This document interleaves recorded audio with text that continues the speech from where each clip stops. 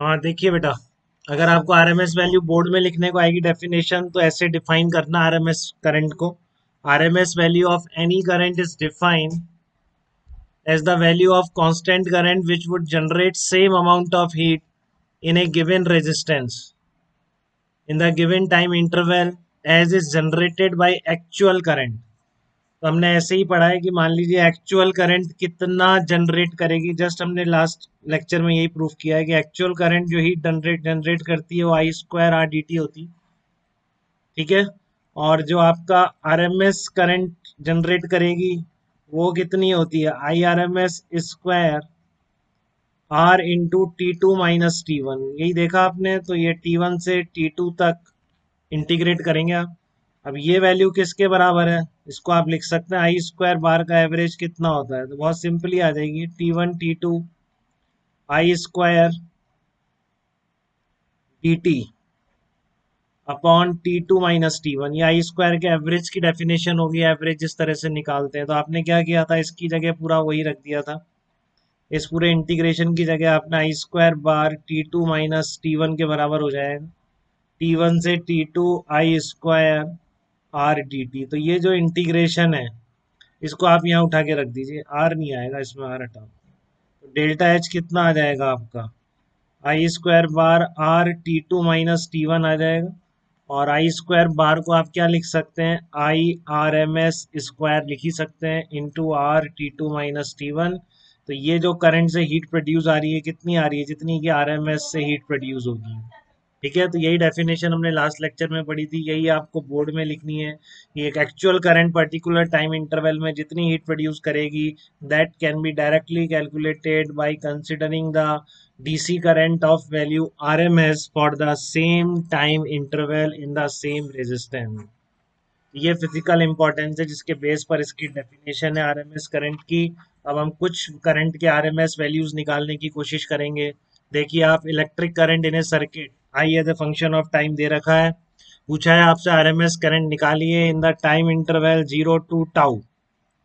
ठीक है। तो आपको तो पता है कि आरएमएस का मतलब है आई स्क्वायर बार का, आई स्क्वायर का एवरेज लेके अंडर रूट। तो पहले आप आई स्क्वायर का एवरेज निकालने की कोशिश करेंगे इस टाइम इंटरवल में। तो नीचे टाइम इंटरवल आ गया 0 से टाउ, जो डेफिनेशन है एवरेज की उसी को यूज करेंगे इसमें। 1/टाउ square T upon tau square into D T. ठीक है। तो आप यहाँ से ले लीजिए आई नॉट स्क्वायर बाहर आ गया अपॉन टाई टाउ को, टाउ क्यूब आ गया, 0 से लेकर टाउ तक टी स्क्वायर डी टी आ जाएगा। Integration T square D T आपको पता है टी क्यूब अपॉन थ्री, तो टाउ क्यूब अपॉन थ्री, तो इसलिए क्या बन जाएगा, आई नॉट स्क्वायर बाई थ्री बन जाएगा। अब आपसे पूछा आरएमएस वैल्यू बताइए, तो आपको पता है कि आई स्क्वायर का क्या ले देना है, अंडर रूट ले देना है। तो सबको आ रही है बेटा बात यहाँ तक, तो आई नॉट बाई रूट थ्री इसका आंसर हो जाए। किसी को भी दिक्कत नहीं है इसमें। ठीक है। एक और एग्जांपल लेंगे इस तरह का। तो फंक्शन ऑफ टाइम दे रखा है, find out the RMS value. तो पहले आप इसका खुद आंसर निकालने की कोशिश करिए। ठीक है। ये क्या है, आपको सेमी सर्कुलर करंट वेव है, इस तरह से सेमी सर्कुलर करंट वेव। तो इसमें टाइम इंटरवल नहीं बता रखा, आरएमएस के लिए जरूरी है टाइम इंटरवल, क्योंकि आई आर एम एस क्या है, एवरेज का रूट है, तो एवरेज हमेशा इंटरवल में निकलता है। तो यहाँ पर आप खुद ही समझेंगे कि वेरिएशन माइनस ए से ही दे रखा है इसको। तो आपको इसी एवरेज इसी टाइम इंटरवल में आरएमएस वैल्यू निकालनी होगी। ठीक है। तो सबसे पहली बात है इसका फंक्शन क्या होगा, ये सेमी सर्कल दे रखा है और ये वाई और एक्स में रिलेशन फिर हम निकाल सकते हैं। ये इसका सेंटर है, रेडियस ए दे रखी है, क्योंकि मैक्सिमम वैल्यू भी ए बोल रखी है, तो ये रेडियस तो ए है ही, इसका मतलब ये सेमी सर्कल बन रहा है। ठीक है। तो आपको इसकी इक्वेशन पता होती है, X square plus Y square equal to A square. तो वैसे ही आप लिख दीजिए, सेमी सर्कल की भी वही होगी, I square Y square plus X square equal to radius square.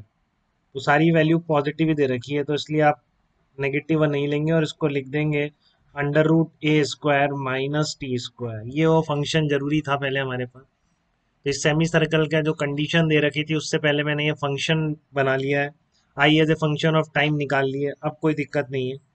अब आप इसका आई स्क्वायर बार निकालिए, average integration I square D T upon time. Time कितना है, माइनस ए से plus A, total interval two A हो जाएगा बेटा। लिमिट भी माइनस ए से ए तक लग जाएगी आपकी लिमिट भी। ठीक है। तो आप रख दीजिए बस, इसमें वैल्यूज कितनी आ जाएगी आपकी 1/2a इंटीग्रेशन माइनस ए से ए, आई स्क्वायर आ गया A square minus T square into D T आ गया। ठीक है, अब आप पूरा इसका इंटीग्रेशन खोल दीजिए जो भी करें, तो आपके पास आई स्क्वायर बार की वैल्यू कितनी आ जाएगी 2a² बाई 3 आ जाएगी। तो यहाँ से आपका आई आर एम एस कितना आ गया, आई आर एम एस आ गया square root of I square bar, और ये आपका आ जाएगा √2/3 इंटू ए आ जाएगा, √2/3 इंटू ए। तो ये आपकी आर एम एस वैल्यू कहलाएगी इस तरह के फंक्शन में। सबको आ रहे हैं बेटा ये एग्जांपल, बिल्कुल ये वीडियो पहले रोक रोक के अपने आप अटेम्प्ट करेंगे फिर आंसर देखेंगे। ठीक है, आइए द फंक्शन ऑफ टाइम है, अगर नहीं दे रखा है डायरेक्ट फंक्शन ऑफ टाइम आप बना लीजिए, इतना इक्वेशन बनाना आता है आपको। ठीक है, तो एक और एग्जांपल जिसमें फिर से आपको नहीं दे रखा है कि फंक्शन क्लियरली, बट आपको प्लॉट दे रखा है इस तरह का, देखिए आप ध्यान से। तो इस क्वेश्चन को करिए आप वीडियो पॉज करके एक बार।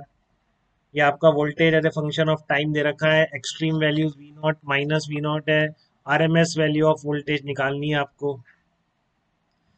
ठीक है, तो क्या करेंगे, पहले इक्वेशन ऑफ स्ट्रेट लाइन बना लें इसकी, सब जगह वही है, सेम फंक्शन है। तो आपको किस टाइम इंटरवल में पूछा है, पर साइकिल, तो इसका साइकिल कितनी देर में पूरा हो रहा है आपको पता है, 0 से t तक, टी बाद फिर वैल्यू नेगेटिव वैसे की वैसे हो जाती है।